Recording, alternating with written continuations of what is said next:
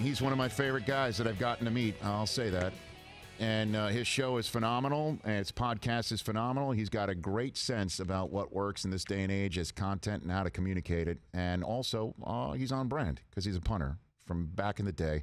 And he's two for the price of one today. Pat McAfee back here on the Rich Eisen Show from the Pat McAfee Show. And Pat, who do you have? You want to introduce our guest together? Pat? Rich, it is an absolute honor to be on your show once again. The voice of the NFL on a day-to-day basis on YouTube and radio stations everywhere. It's an honor to chat with you, sir. I can't wait to see what you do with the NFL Draft. Joining you and I today for our standard conversation is the other half of the McAfee and Hawk Sports Talk Show, which is currently live on YouTube right now. Really? Currently live on YouTube alongside Rich Eisen Show that is currently live on YouTube, Mr. A.J. Hawk.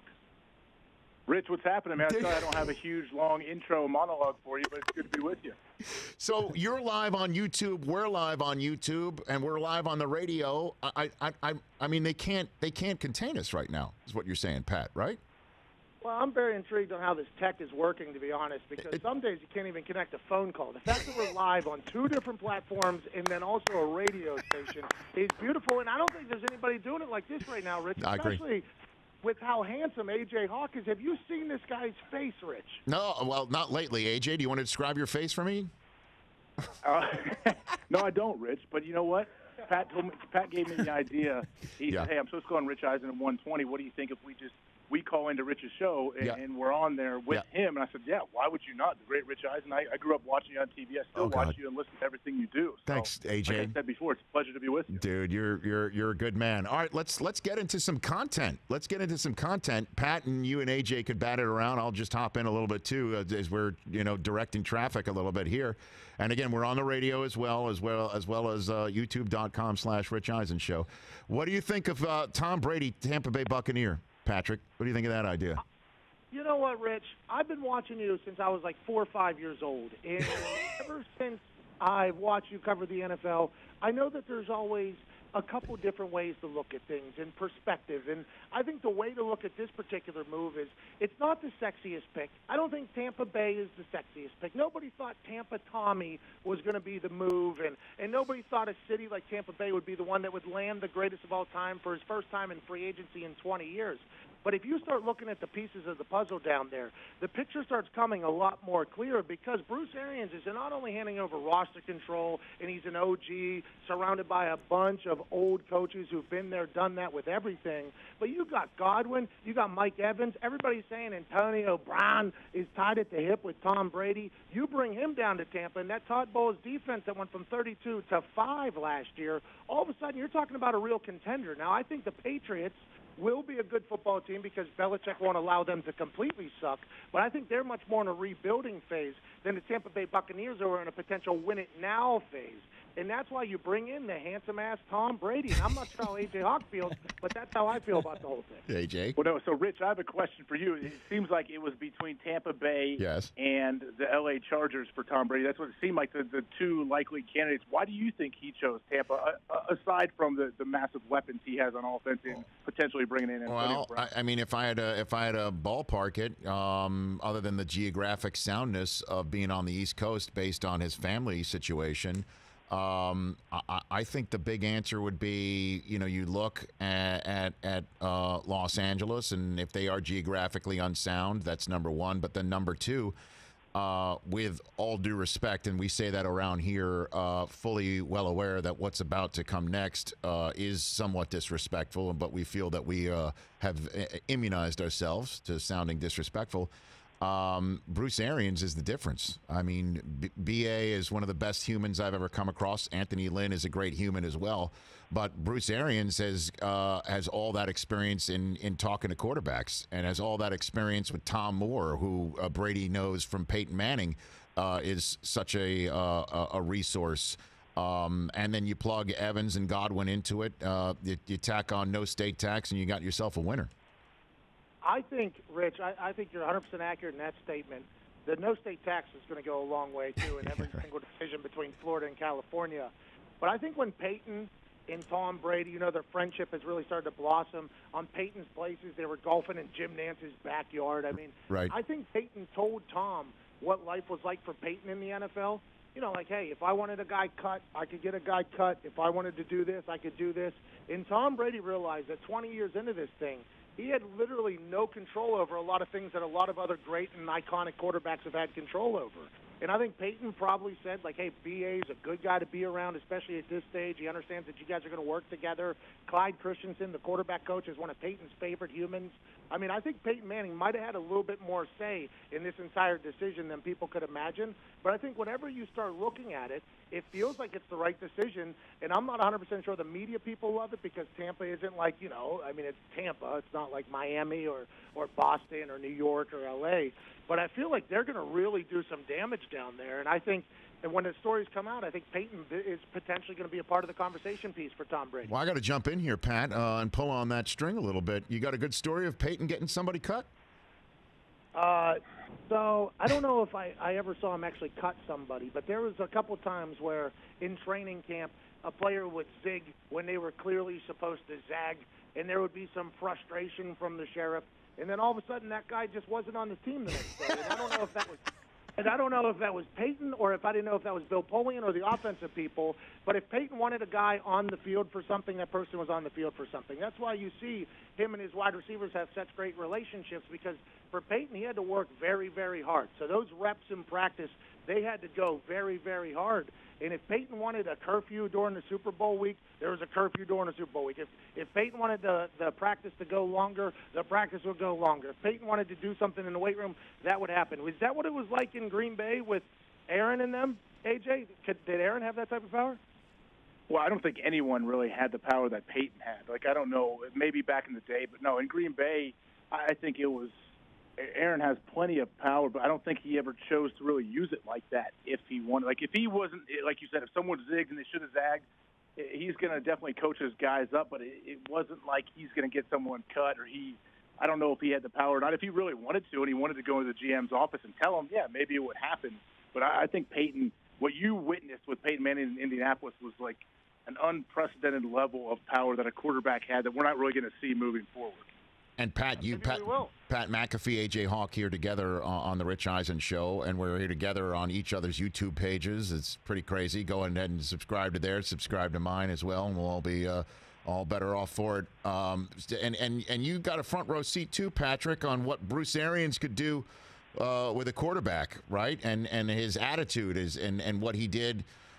Taking over for Chuck Pagano back in what turned out to be a Coach of the Year campaign for him in 2012. You got a good story on that front, Pat? Yeah, I think BA is just so authentic, and I think that's what players resonate with. He's very consistent. Bruce Arians is always going to be Bruce Arians. He's very competitive, and it feels as if he is also playing in the game with you. I don't know if that makes sense to a lot of people, but he's the first offensive coordinator and last offensive coordinator where it felt as if he was in the game with you. Before the game, him going to talk to guys, it was as if a teammate was talking. It felt like Bruce Arians was just as competitive and just as wanting to win as everybody else. And I told this story, I think, yesterday or the day before, either on my show or McAfee and Hawk or the Office Olympics, which are at 3 o'clock every single day, youtube.com/Steve McAfee Show. I told this story about how in the first OTAs that Bruce Arians was there with the offense, he always had his signature look, the Kangol hat and the shorts, and he would wear shoes. And, obviously, the standard Bruce Arians look that we've all come to know. One OTA practice, he showed up in the next morning wearing all black. He had a black Kangol hat on. He had a black shirt on, black everything. And I mentioned it. I was like, oh, new look today, Bruce. And he goes, yeah, it's a funeral. We murdered them defensive boys yesterday. And then the whole defense was there. They heard him say it. And they're like, oh, no. Like, he would chirp in practice against the defensive players. Like, I just think that Bruce Arians and Tom Brady, and we've seen Tom Brady, how, he's very emotional. He will get loud. He is the type of guy who's like that. I think he and Bruce will feed off each other in a very good fashion. And I'm kind of excited to see those two kind of hook up, to be honest with you. AJ Hawk, Pat McAfee together. AJ, what's going on with the Houston Texans players right now in the locker room based on what happened with DeAndre Hopkins being sent away? What do you think's happening in the between the temples of anybody that plays for the Houston Texans right now? Well, I think they're all texting each other right now, seeing if any of them had, like, hey, man, did you ever have any interactions like this? Like DeAndre, like Michael Irvin claimed that DeAndre had. But first off, I give DeAndre a lot of credit for coming out and kind of downplaying it and trying to make it less of a story and say it kind of got taken out of context. It's not what it seemed. But, I mean, they're probably looking at each other thinking, what's our plan moving forward? We just traded away our best receivers, one of the best receivers in the NFL, and we didn't get a whole lot back. Yeah, we got a good running back coming over. We know that he can definitely revive his career here in David Johnson. But I don't know. I think they're all a bit confused. I really do. Pat? Well, I think they're looking at that trade Detroit made today, and they're saying, you know what? At least we got a second-rounder for DeAndre instead of a third-rounder for the new highest-paid corner in the league. There's a man-to-man. You know what I mean? I think there's been a couple decisions this week of free agency that make you go, what the hell is going on? But if you're down there with Houston, you got to remember they had a hell of a run this year. They were up, 20 on the Super Bowl champs at one point in the playoffs, and then obviously they give that up. Deshaun Watson was making magic happen. That team, it seemed like they were potentially close to almost making it, like almost becoming a real squad. And now you trade away. Now, there's always going to be conversations of who the best wide receiver in the game is. There's always going to be that conversation, and there's situational things that come up, and you can't outright say who the best wide receiver in the game is. There's probably 5 people, though, that are in that conversation, 4 people that are in that conversation for every single year who the best wide receiver is. And DeAndre Hopkins is in that conversation for almost everybody. The guy makes insane catches. It seems as if the story that came out about his mom and his teammates, and now they're saying there was a struggle of power in the locker room. Okay, so his teammates like him a lot if there's a struggle of power at all. It doesn't make a lot of sense to us, and I think Arizona got a good one over there, and I'd assume the rest of the team is questioning what the hell the motive is. I got Pat McAfee and A.J. Hawk here together on their show that's on their YouTube page. We're on our YouTube page. I'm on my radio station, McAfee and Hawk, a sports show. Go and check their show out and subscribe there, and also subscribe here at youtube.com/Rich Eisen Show. We're also on our radio affiliate. We're kind of Ghostbusters, like crossing streams together. You're taking a look in what they're doing right there? Yeah. So we're watching your guys' feed on your page, guys. And AJ, did I notice? Are you ripping a cigar right now? Yeah, that's what's happening? It's in our show open. There's a cigar on the thing. Yeah, that's the show. Which is just the times we're living in now. We're all stuck in the house. Okay. And everybody in the house doesn't mind you smoking a cigar in the house right now, AJ? That's fine? Well, I do have 4 young kids. Luckily, I'm up like in an attic that is quarantined off, and the smoke does not travel throughout the house, and I have multiple ways to get the smoke out of the house. Properly ventilated, I hope. Yeah. Okay, guys, so we do this bit here the last couple of weeks. Rich has one of the worst Uber ratings we've ever seen. He's a 4.54, which is virtually unheard of. So just curious, do you guys know what your Uber ratings are? I asked A.J. Hawk to look up his, too, because when Rich asked me to look this up, and by the way, I think I was with Rich when he realized that his Uber rating was so terrible. You're right. I was with you. Yeah. I was with you in Indy. I hit the Uber button, and I'm like, damn, this is still in the tank. That's right. It was a real moment over here. I mean, Brock, it was a real moment. Everybody started questioning Rich. I mean, there was a lot of conversation happening. And Pat, honestly, have you ever heard of someone with that low of a rating? That's unheard of. You know, I don't use the Uber that much, okay? So I wanted to look up mine before judging Rich. I have a 4.81 rating. Okay. Well done. I was told that's not that good either, but I have this move where if I request an XL SUV and you come with some trash Toyota Highlander that is not an SUV, I will cancel my trip. Yeah, I will cancel my trip. I've been told that probably knocked me down. Canceling no good. So. Well, they're lying to me. I don't care. I'll cancel a trip right in their faces. You're lying to me. This is not. And then I think what really brought my rating down was I once drove an Uber that I got because the guy was driving too slow. So I asked him to get out of the car, he sat shotgun. I drove his car. That's a 100% true story. It's 100% story. That has to break every liability clause in any contract that might be in the fine print, Pat. So you said, get out, I'm driving? Is that right? Well, I had to figure out how to address it. Right? Because I was sitting in the back seat, and I knew I was not going to make my flight if this guy continued to drive in the fashion that he was driving. Right. I was kind of locked into the spot. So I had to figure out how you address getting the Uber driver out of his own car seat. So I told him, is this your last run of the day? And he was like, no, it's my first. So I was going to try to be like, oh, if it's your last one, take it off. So I had to attack him in 4 different ways. And basically the way I got him out of there is I told him that I would pay him $150 cash if he just let me drive his car. And he got out, sat in a shotgun, and said, do your thing. He tried to fall asleep during the ride. Thankfully, we made it. I made the flight, and we moved forward. But I assume that gave me a good three-star rating in that case. Well, I don't know, $150. A tip like that, automatic 5 What about you, AJ? What's your Uber rating? What's yours? So my rating was 4.92. I didn't know if that was good or not. Is it? Yeah, it's good. Is that good or not? Is it good? Oh, Aaron Hawk. That's legit right there. Oh, wow. Yeah, Aaron, it's good. Of my see, I've had to cancel rides too. I don't cancel them like Pat. I don't all of a sudden see the guy's face pop up and it shows me his car, and I'm like, oh, that's not good enough for me. I've never done that. I'm not that high class like Pat is. No, but I've canceled them if if they're 5 minutes away and I see another one that's 2 minutes away. I've done that. That makes me worry about my rating. I want to stretch my knees out. Okay, I can't do that in your Highlander. I know it. You know it. What do you need? What do you need? A Sprinter van? No, I need at least a Silverado though. I need at least Silverado back there. I need a little bit of space. I need a Denali. I need something that has Suburban's good. Something that gives me a little bit of space.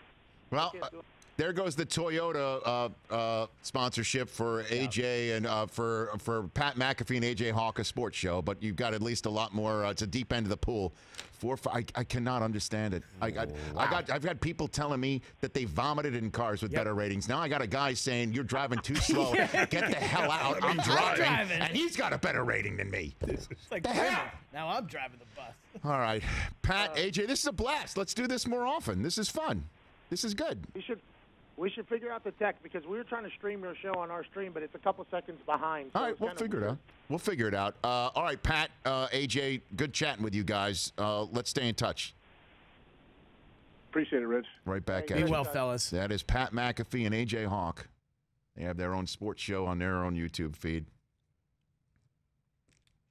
Damn it. Tremendous. That was fun. That was a lot of fun right there. Boy, 492. Is that good? We have squeezed every bit of juice out of this concept that for some reason my Uber rating's in the toilet. 492 Club with AJ Hawk. I'll take that. Aaron Hawk. Aaron Hawk, that's right. All right. 844-204-RICH. What did you do, honestly? I have no idea. What did you do? I did nothing. This guy took over the dude's vehicle. I did nothing. To get out. I did nothing. I swear That's I did nothing. Borderline Grand Theft Auto. I did nothing. And he got a 481. I'll keep repeating it. I did zero. I did nothing. I don't deserve it. Let's put it that way. I point the finger in other directions.